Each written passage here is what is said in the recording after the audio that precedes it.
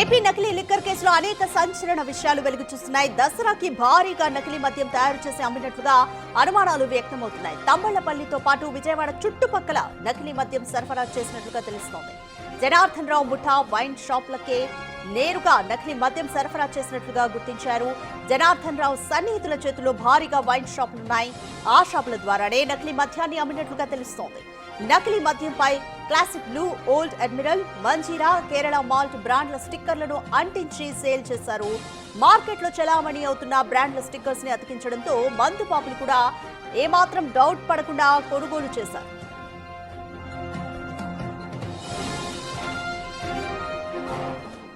తంబళ్లపల్లెలో 2 dense, ఇబ్రహీంపట్నంలో మరో 2 dense ని seize చేశారు ఎక్సైజ్ అధికారులు. ఇంకా ఎక్కడెక్కడ నకిలీ మద్యం తయారీ కేంద్రాలు పెట్టారన్న కోణంలో దర్యాప్తు కొనసాగుతుంది. సీజ్ చేసిన 4 డెన్స్ లో భారీగా స్పిరిట్, నకిలీ మద్యం బాటిళ్లు, ఖాళీ బాటిళ్లను స్వాధీనం చేసుకున్నారు. అక్కడ దొరికిన సరుకును చూసి ఎక్సైజ్ అధికారులే నోర్లు ఎళ్లబెడుతున్నారు. నకిలీ లిక్కర్ బాటిళ్లు, ఖాళీ బాటిళ్లు చూస్తుంటే భారీగా బిజినెస్ చేసినట్లుగా అనుమానాలు వ్యక్తం చేస్తున్నారు. రాష్ట్రం మొత్తం నకిలీ లిక్కర్ సరఫరా చేశారా అన్న అనుమానంతో దర్యాప్తు ప్రారంభించారు. మైలవరం, తంబళ్లపల్లిలో లిక్కర్ డిపోల నుంచి వైన్ షాపుల యజమానులు చీప్ లిక్కర్ కొనలేదు. ఎక్కువ మార్జిన్ ఇస్తుండటంతో జనార్దన్ రావు పంపే నకిలీ మద్యాన్ని వైన్ షాపుల యజమానులు అమ్మినట్లుగా తెలుస్తోంది. నకిలీ మద్యాన్ని అమ్మిన వైన్ షాపుల రికార్డ్స్ ను ఎక్సైజ్ అధికారులు చెక్ చేస్తున్నారు.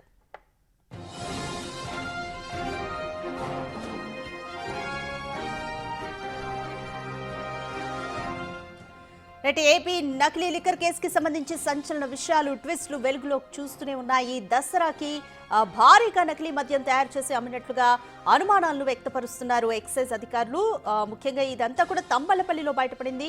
తంబళ్లపల్లి మొలకల చెరువులతో పాటు ఇక విజయవాడ చుట్టుపక్కల కూడా నకిలీ మద్యాన్ని భారీగా సరఫరా చేసినట్లుగా అయితే తెలుస్తోంది.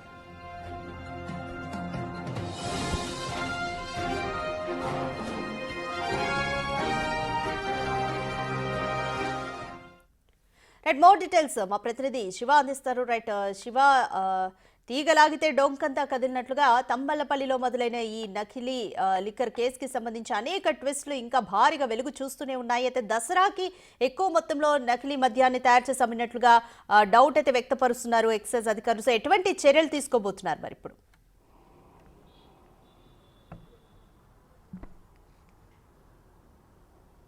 రాధిక, మొత్తం మీద చూసుకుంటే లిక్కర్ వ్యవహారానికి సంబంధించి కూడా తీగలాగితే డొంక కదిలిన మాదిరిగా కూడా ఈ వ్యవహారం పూర్తి స్థాయిలో ఒక కదులుతున్న పరిస్థితి కనిపిస్తోంది. ముఖ్యంగా తంబళ్లపల్లిలో మొదలైన ఈ లిక్కర్ వ్యవహారం ప్రస్తుతం తాడేపల్లి, ఏదైతే ప్రస్తుతం విజయవాడ ఇబ్రహీంపట్నానికి చేరే పరిస్థితి కనిపిస్తోంది.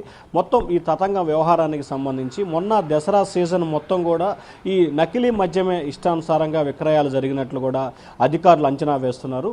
ఏపీ లిక్కర్ కేసుకు సంబంధించి అనేకమైన సంచలనమైన అంశాలు వెలుగులోకి వస్తున్న పరిస్థితి కనిపిస్తోంది. దసరాకి భారీగా నకిలీ మద్యం తయారు చేసి అమ్మినట్లు కూడా అనుమానాలు వ్యక్తం చేస్తున్నారు. అయితే తంబళ్లపల్లితో పాటు విజయవాడ చుట్టుపక్కల ఈ నకిలీ మద్యం సరఫరా జరిగినట్టు తెలుస్తోంది. వైన్ షాపులకే నేరుగా ఈ మద్యం సరఫరా చేసినట్లు కూడా జనార్దన్ ముఠా ఈ వ్యవహారం మొత్తాన్ని కూడా నడిపినట్లు అధికారులు ప్రాథమిక అంచనాకు వచ్చారు. జనార్దన్ రావు సన్నిహితుల చేతుల్లో భారీగా వైన్ షాపులు ఉన్నాయి. ఆంధ్రప్రదేశ్లో అనేక వైన్ షాపులతో పాటు బార్ అండ్ రెస్టారెంట్లు, కొన్ని బెల్ట్ షాపులు కూడా వారి ముఠా చేతుల్లో ఉన్నట్టు తెలుస్తోంది. ఆ షాపుల ద్వారానే మొత్తం ఈ నకిలీ మద్యం వ్యవహారాన్ని మొత్తాన్ని కూడా వెలుగులో తీసుకొచ్చినట్టు తెలుస్తూ ఉంది.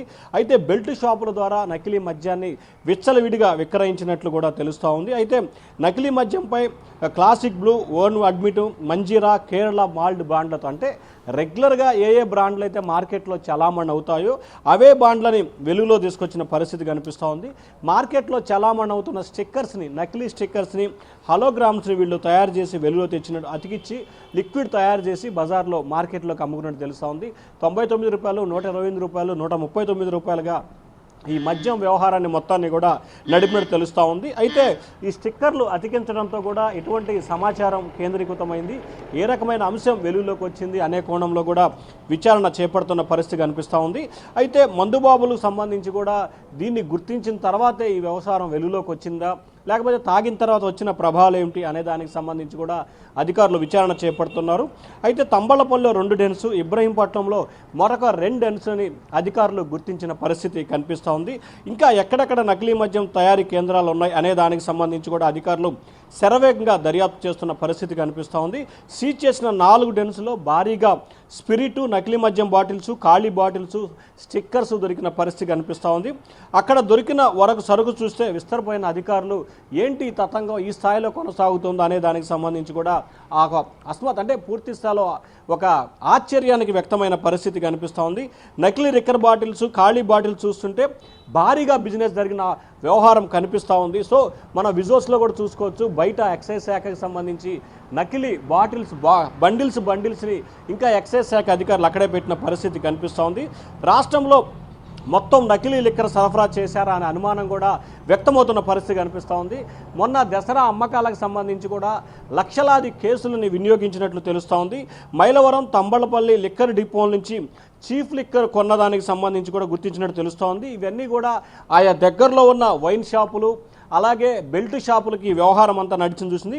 ఎక్కడ తక్కువ మార్జిన్, ఎక్కడ ఎక్కువ మార్జిన్ ఉంటే అక్కడ మాత్రమే జనార్దన్ దీన్ని టార్గెట్ చేసుకుంటూ కూడా తెలుస్తూ ఉంది. అలాగే ఎక్కువ మార్జిన్ ఇస్తుండడంతో జనార్దన్ రావు పంపే నకిలీ మద్యం బ్రాండ్లనే ఎక్కువగా రాష్ట్ర వ్యాప్తంగా కూడా వినియోగించినట్టు తెలుస్తోంది.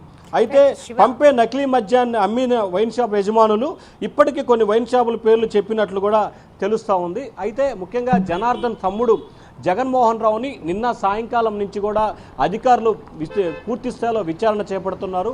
విచారణకు సంబంధించి ఎక్కడెక్కడ ఈ వ్యవహారం కొనసాగింది, ఏ షాపులకి ఎవరెవరు వ్యక్తులకి ఇంత మద్యాన్ని సరఫరా చేశాం అనే దానికి సంబంధించి కూడా లోతుగా విచారణ చేస్తున్నట్టు తెలుస్తూ ఉంది.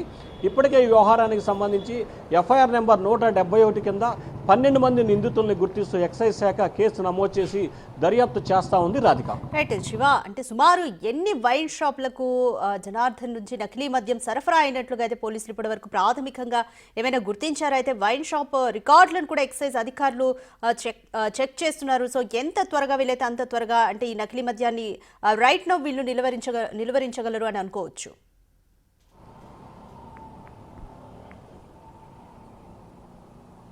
అంటే ప్రధానంగా చూసుకుంటే ఇప్పటికిప్పుడు ఇవంతా కూడా తరలిపోయిన పరిస్థితి కాదు. దసరాకి సంబంధించి వారం రోజుల ముందు ఈ వ్యవహారం అంతా కొనసాగింది. అంటే గత నెల 20వ తేదీ 15వ తేదీ నుంచి కూడా మద్యం షాపులకి ఇదంతా కూడా స్టాక్, ముఖ్యంగా గ్రామ స్థాయిలో ఉన్న మద్యం షాపులనే టార్గెట్ చేసుకున్నారు. లిక్కర్ షాపులు, బెల్ట్ షాపులని బేరేజ్ వేసుకున్నారు. అలాగే గ్రామ స్థాయిలో అనధికారికంగా పర్మిట్ రూములు ఉంటాయి, ఆ పర్మిట్ రూములనే లక్ష్యంగా చేసుకొని ఈ మద్యం విక్రయాలు చేసినట్టు తెలుస్తూ ఉంది. వాస్తవానికి 180 ml క్వార్టర్ బాటిల్ అంటారు, ఇది 99 రూపాయలు, 128, 138 ఎంఆర్పీలు ఉన్నాయి. వీటిని జనార్దన్ రావు కారు చౌకగా కేవలం 30 నుంచి 50 రూపాయల వరకే విక్రయించినట్టు తెలుస్తూ ఉంది. అంటే ఒక్కొక్క బాటిల్ కనుక రిటైలర్ అమ్ముకుంటే 50 రూపాయల నుంచి సగటున 70 రూపాయల లాభం వస్తుంది. కాబట్టి ఎక్కువ మంది రిటైలర్స్కి సంబంధించి ఎవరైతే ఈ వైన్ షాప్ యజమానులు ఉన్నారో లేదా బెల్ట్ షాప్ నిర్వాహకులు ఉన్నారో వారంతా కూడా ఎక్కువగానే జనార్దన్ తయారు చేసిన మద్యం వైపే పయనించినట్టు తెలుస్తూ ఉంది. సో మనకు అందుతున్న ప్రాథమిక సమాచారం ప్రకారం మొన్న దసరా నాటికి ఇబ్రహీంపట్నం కేంద్రంగా ఉమ్మడి గుంటూరు, ఉమ్మడి కృష్ణా, ఉమ్మడి పశ్చిమ గోదావరి, ఉమ్మడి తూర్పుగోదావరి జిల్లా, ఉమ్మడి ప్రకాశం జిల్లాకి భారీ స్థాయిలో కూడా ఈ నకిలీ మద్యాన్ని తరలించినట్టు తెలుస్తూ ఉంది. రమారమి దాదాపుగా 40,000 నుంచి 60,000 కేసులు ఆయా జిల్లాలకి తరలి వెళ్ళినట్టు తెలుస్తూ ఉంది. ఒక్కొక్క కేసుకి 48 బాటిల్స్ ఉంటాయి. మనం ఈ లెక్కన అంచనా వేసుకుంటే కనుక దాదాపుగా 3 కోట్ల బాటిల్స్, ఒక్కొక్క కేసులో 48 బాటిల్స్ ఉంటాయి. కాబట్టి కోట్లలో మద్యం బాటిల్స్ నకిలీ చలామణి అయినట్లు తెలుస్తూ ఉంది. సో ఈ నకిలీ ఫేక్ వాటికి సంబంధించి కూడా అధికారులు విచారణ చేపడుతున్నారు. ఎవరెవరు దీన్ని తరలించారు, ఎవరి ద్వారా ఎక్కడికి వెళ్ళిపోయింది ఏమిటి అనే దానికి సంబంధించి కూడా పోలీసు అధికారులు లోతుగా విచారణ చేస్తున్నట్టు తెలుస్తూ ఉంది. అయితే పూర్తిస్థాయి సమాచారాన్ని అయితే ఎక్సైజ్ శాఖ అధికారులు సేకరిస్తున్న పరిస్థితి అయితే కనిపిస్తూ ఉంది. Radhika, right, thank you Shiva. Right, నకిలీ మద్యం కేసుకి సంబంధించి పోలీసుల విచారణ అయితే ఇంకా కొనసాగుతూనే ఉంది. అయితే దసరాకి ముందు భారీ మొత్తంలో నకిలీ మద్యాన్ని తయారు చేసి తంబలపల్లి అలాగే ఇబ్రహీంపట్నం, విజయవాడ చుట్టుపక్కల ప్రాంతాల్లో వైన్ షాపులకు సరఫరా చేసినట్లుగా అయితే పోలీసులు ఇప్పుడు గుర్తించారు. ప్రస్తుతానికి వైన్ షాప్ రికార్డులను కూడా ఎక్సైజ్ పోలీసులు చెక్ చేస్తున్నారు. ఇంకా పూర్తి స్థాయిలో దర్యాప్తు జరగాల్సి ఉంది.